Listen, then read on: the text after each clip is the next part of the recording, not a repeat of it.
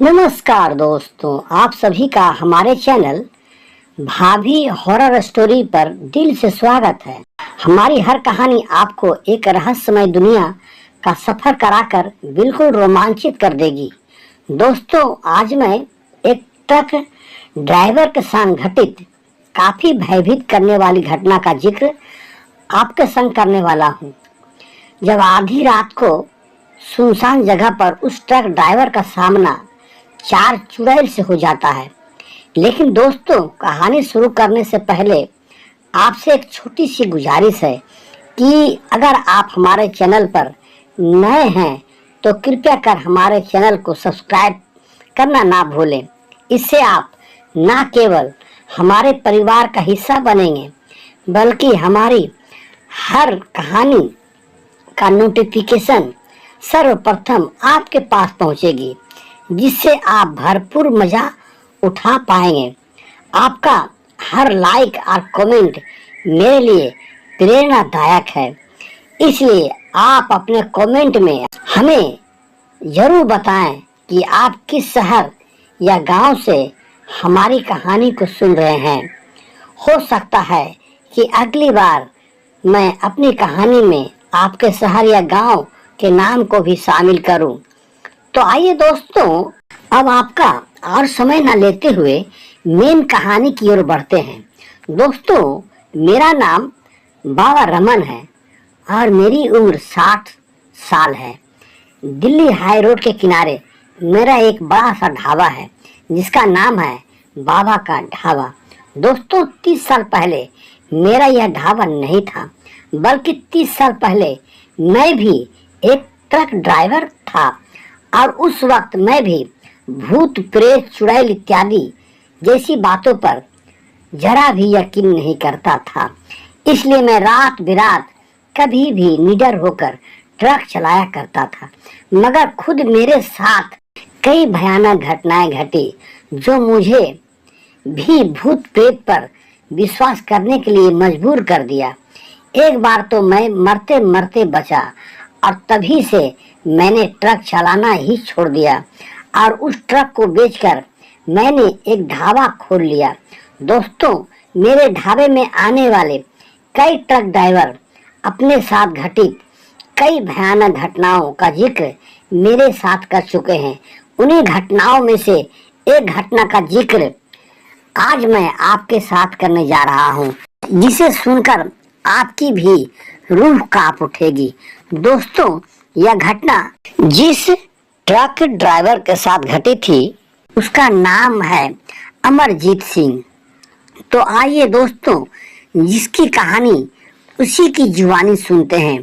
दोस्तों, मेरा नाम अमरजीत सिंह है और पिछले 20 साल से मैं ट्रक चला रहा हूँ। दोस्तों, एक ट्रक ड्राइवर होना बहुत बड़ा चैलेंज होता है। पहाड़ों के घुमावदार अंधेरी सड़कों में ट्रक चलाना मौत के मुंह में गाड़ी चलाने जैसा होता है। एक छोटी सी गलती भी ट्रक ड्राइवर की जान को खतरे में डाल सकती है। मगर सिर्फ यही खतरे नहीं है जिनका डर सड़कों में रहता है, बल्कि सड़कों में कभी कभी ऐसी घटनाएं घट जाती है जिनकी आप कल्पना भी करते हैं तो आपकी रूह कांप जाती है। आज मैं आपको एक ऐसी ही घटना की कहानी बताने जा रहा हूँ जिसमें मेरे और मेरे सहकर्मी की जान हलक में आकर फंस गई थी। ये कहानी जो मैं आपको बताने जा रहा हूँ वह एकदम सच्ची घटना के बारे में है। मैं पहले भूत प्रेत पर यकीन नहीं करता था, लेकिन उस घटना के बाद मुझे भी यकीन हो गया कि भूत प्रेत होते हैं। यह घटना 15 साल पहले यानी 2010 की है, जब मैं झारखंड के जमशेदपुर से ट्रक लेकर पश्चिम बंगाल गया हुआ था।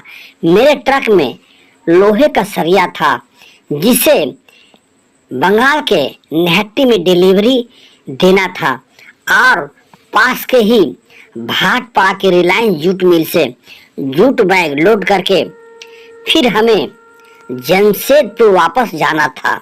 मेरा खलासी मन्नू भी मेरे साथ में था। वह बड़ा मजाकिया लड़का था और मुझसे 3-4 साल का छोटा था।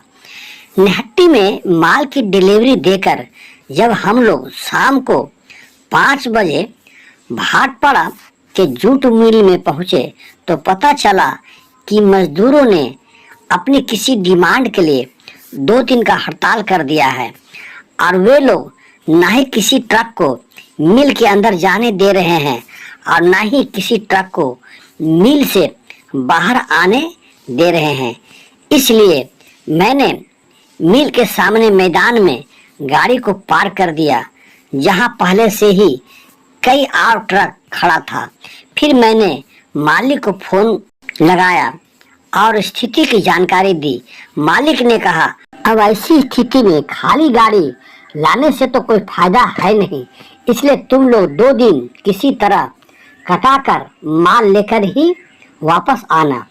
इस पर मन्नू बोला, उस्ताद पास में ही राना घाट है जहाँ मेरा नानी घर है और मेरे नाना नानी मामा मामी कितने दिनों से मुझे बुला रहे हैं, मगर समय के अभाव में उनके यहाँ जा भी नहीं पा रहा हूँ। चलो उस्ताद 2 दिन वहीं जाकर कटाते हैं, क्योंकि वे लोग जाने पर बहुत खुश होते हैं और खातिरदारी भी बहुत अच्छा करते हैं। इस पर मैं बोला, तो ठीक है वहीं चलते हैं, मगर जाने से पहले तुम अपने नानी घर में फोन करके जानकारी दे दो, क्योंकि बिना बोले किसी के यहाँ अचानक जाना ठीक नहीं होता है। फिर मन्नू अपने बड़े मामा को फोन किया। उसके बड़े मामा बोले, तुम लोग यहाँ चले आओ, मगर एक बात याद रखना कि भले दूसरी सवारी के लिए थोड़ा इंतजार करना पड़े, मगर पक्का रास्ता से ही आना, कच्चा रास्ता से मत आना, क्योंकि रात के लिए वह कच्चा रास्ता सही नहीं है।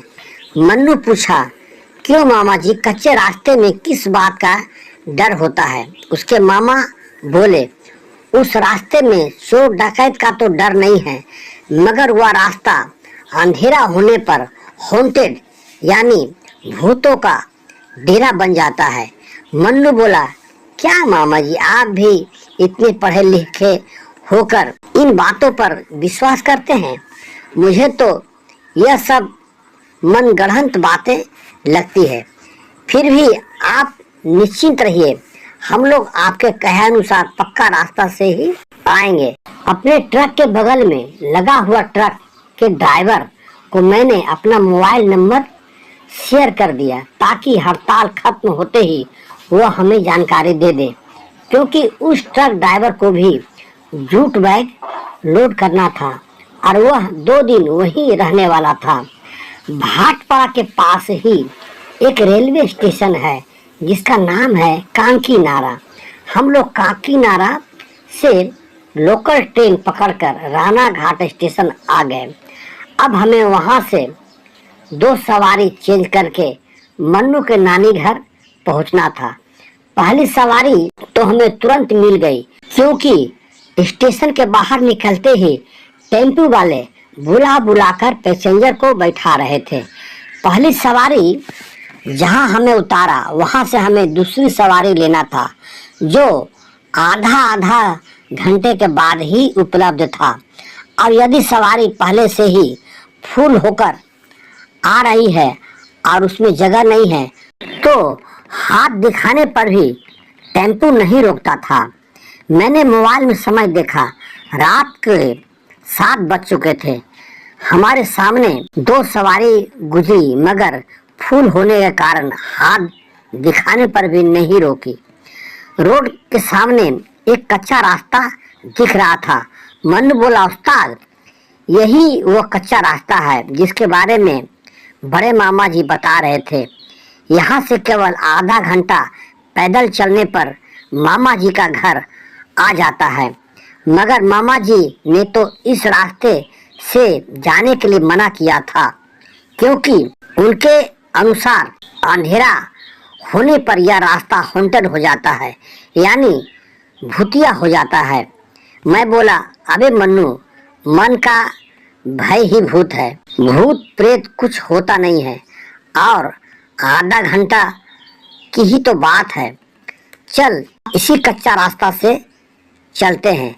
जितनी देर हम लोग यहाँ इंतजार करेंगे उससे पहले ही हम लोग पहुँच जाएंगे। मन्नू बोला, ठीक बोलते हो उस्ताद, हमें भी भूत प्रेत पर यकीन नहीं है। चलो इसी कच्चा रास्ता से ही चलते हैं। फिर हम दोनों उसी कच्चे रास्ते से जाने लगे। हम दोनों ने मोबाइल के टॉर्च को ऑन कर दिया और उसी की रोशनी में हम दोनों आगे बढ़ रहे थे। अभी हम लोग केवल 5 मिनट ही चले होंगे कि हमने देखा कि उस रास्ते के किनारे एक पेड़ के नीचे एक 40-42 साल की औरत खड़ी है। उसके हाथ में एक जलता हुआ टॉर्च था। देखने से ऐसा लग रहा था जैसे वह किसी का इंतजार कर रही है। उसके साड़ी के पहनावा से लग रहा था कि वह कोई बंगाली औरत है। मन्नू को बांग्ला भाषा अच्छी तरह से आती थी, इसलिए मन्नू ने बांग्ला भाषा में ही उस औरत से पूछा, दीदी আমরা छोटा श्रीरामपुर जाबो, यही रास्ताई पड़बे तो? यानी हम लोग छोटा श्रीरामपुर जाएंगे, क्या इसी रास्ता में पड़ेगा? तो वह बोली, হ্যাঁ আপনারা ঠিকই রাস্তা ধরেছেন আর আমিও তো সেই গ্রামেই যাব। यानी हाँ, आप लोग सही रास्ता पकड़े हैं और मुझे भी तो उसी गांव में जाना है। फिर मन्नू बोला, তাহলে दीदी दाঁড়িয়ে আছেন কেন? চলুন না যাওয়া যাক। यानी तो दीदी खड़े क्यों हैं, चलिए ना चला जाए। वह बोली, আমার দুটো মেয়ে আসছে, ওদের অপেক্ষায় আমি দাঁড়িয়ে রয়েছি। ওরা ওদের বন্ধু বাড়ি গিয়েছিল, 2 মিনিটে আসছে। যদি সঙ্গে যেতে চান তাহলে 2 মিনিট দাঁড়ান, ওরা 2 मिनट भीतर ही चले आसबे। यानी हमारी 2 लड़कियां आ रही हैं, उन्हीं के इंतजार में मैं खड़ी हूँ। वे लोग अपनी सहेली के घर गई थी, 2 मिनट में आ रही है। यदि संग जाना चाहते हैं तो 2 मिनट रुकिए, वे लोग 2 मिनट के अंदर ही आ जाएगी। हम लोग उस औरत की बात सुनकर बहुत खुश हुए, क्योंकि उसे भी वही गांव जाना था। हमने सोचा चलो अनजाने राहों में, वह भी रात के समय, कोई तो हमरा ही मिला। हम लोग 2 मिनट वहीं रुककर उनकी लड़की का इंतजार करने लगे। उसी 2 मिनट के दौरान मन्नू उस औरत से पूछा, दीदी যদি আপনি ওই গ্রামে থাকেন তাহলে নিশ্চয়ই আমার মামাকে চেনেন। আমার মামার नाम হলো सोमनाथ साहा। दीदी यदि आप उस गांव में रहती हैं तो निश्चय ही मेरे मामा को पहचानती होगी। मेरे मामा का नाम है सोमनाथ साहा। वह औरत बोली, হ্যাঁ সোমনাথ সাহাকে ভালোভাবে চিনি, আমাদের বাড়ি পাশেই उनार बाड़ी। यानी हाँ, सोमनाथ साहा को अच्छी तरह पहचानती हूँ, मेरे घर के पास ही उनका घर है। हम लोग बात कर ही रहे थे कि उनकी दोनों लड़कियां भी आ गई। वे तीनों आगे आगे चल रहे थे और उनके ठीक पीछे हम दोनों मोबाइल की टॉर्च की रोशनी में चल रहे थे। अंधेरी रात में रास्ता बड़ा भयानक लग रहा था। दूर दूर तक कोई इंसान नजर नहीं आ रहा था और ना ही आसपास कोई घर मकान ही दिख रहा था। और ऊपर से सियार और उल्लू की आवाज वातावरण को और भी डरावना बना रहा था। हम लोग अभी 10 मिनट भी नहीं चले थे कि मैंने जो देखा उसे देखकर तो मेरी सिट्टी पिट्टी बंद हो गई। चलते चलते टॉर्च की रोशनी में मैंने देखा कि तीनों के पैर उल्टे थे और वे तीनों बड़े ही मजे में चल रही थी। मगर इस बात का आभास अभी तक मन्नू को नहीं हुआ था। अब हमें समझ में नहीं आ रहा था कि अब करें तो क्या करें। आखिरकार मैंने इशारा करके मन्नू को भी दिखा दिया। ऐसे नज़ारे को देखकर वह भी भयभीत हो चुका था। हम लोग समझ चुके थे कि अब हम लोग चुड़ैल के चक्कर में फंस चुके हैं और अगर हम लोग इसके पीछे पीछे चले गए तो ये लोग हमें जिंदा नहीं छोड़ेंगी। इसलिए हम दोनों उनके पीछे नहीं जाकर पीछे लौटने लगे। मैंने मन्नू से कह दिया, चाहे जो भी हो जाए मुड़ के पीछे मत देखना, नहीं तो आज हम दोनों जिंदा नहीं बचेंगे। 5 मिनट दौड़ने के बाद हमें राहत की सांस मिली, क्योंकि हमने देखा कि लगभग 50 साल का व्यक्ति उसी रास्ते से जा रहा था। उसे देखने बाद हमें कुछ हिम्मत आई, कुछ राहत मिली और मैंने उस व्यक्ति से कहा, भैया जी हमें छोटा श्रीरामपुर जाना है, कैसे जाएं? उस व्यक्ति ने पूछा, वह तो ठीक है मैं बता दूंगा, मगर आप लोग दौड़ क्यों रहे थे?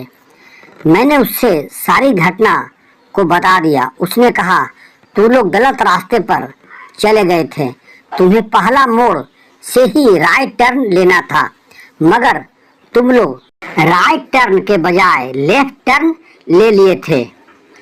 लगता है रात होने के कारण शायद आप लोगों को समझ में नहीं आया होगा, मगर कोई बात नहीं है। मेरा गांव मुराडीह पड़ता है, जो छोटा श्रीरामपुर के बाद पड़ता है, यानी छोटा श्रीरामपुर तक आप लोग मेरे साथ चल सकते हैं। उसकी बातें सुनकर हमें जान में जान आई और हम लोग उसके पीछे पीछे चलने लगे। वह व्यक्ति आगे आगे चल रहा था और हम दोनों उसके पीछे पीछे चले जा रहे थे। हम लोग मन ही मन सोच रहे थे कि भगवान का लाख लाख शुक्र है जो यह व्यक्ति हमें मिल गए, वरना आज ना जाने क्या होता। अभी हम लोग 5 मिनट ही चले होंगे कि हमें ऐसा लग रहा था जैसे हमारे पीछे कोई चल रहा है, क्योंकि चलने का पैर की आवाज़ हमारे कान में स्पष्ट सुनाई दे रहा था। मगर हम लोग जब पीछे मुड़ के देखे तो कोई भी नहीं था और आवाज़ भी सुनाई देना बंद हो चुका था। हमें लगा कि शायद अभी तक हमारे दिमाग में वही सब बात चल रही है, इसलिए ऐसा लग रहा है। इसलिए हम लोग निश्चिंत होकर चलने लगे। थोड़ी देर बाद हम दोनों के कंधे पर किसी ने पीछे से हाथ रख दिया, मगर जब हम लोगों ने मुड़कर पीछे देखा तो कोई भी नहीं था। फिर हमें लगा कि यह भी हमारा भ्रम है, इसलिए ऐसा लग रहा है। मगर थोड़ी देर बाद किसी ने हमारे कान में कहा, हमें पीछे घूमकर क्या देखते हो, हम लोग तो तुम्हारे आगे आगे चल रहे हैं। और यह बात हम दोनों को स्पष्ट सुनाई दिया था।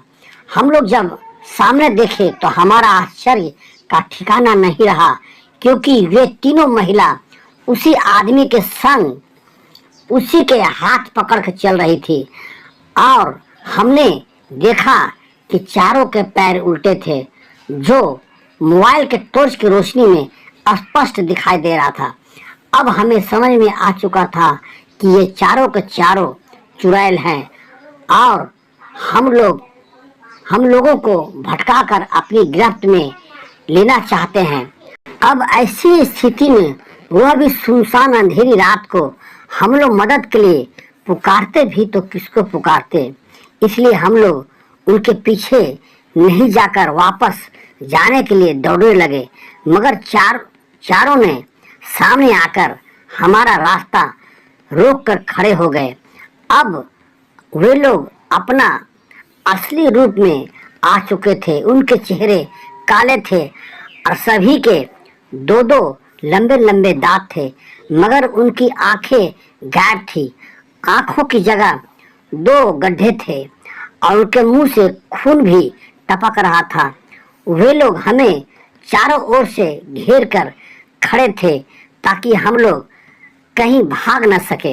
दोस्तों, जरा कल्पना करके देखिए कि अगर यही स्थिति आपके संग हुआ होता तो आप लोग क्या करते। कमेंट में जरूर बताइएगा।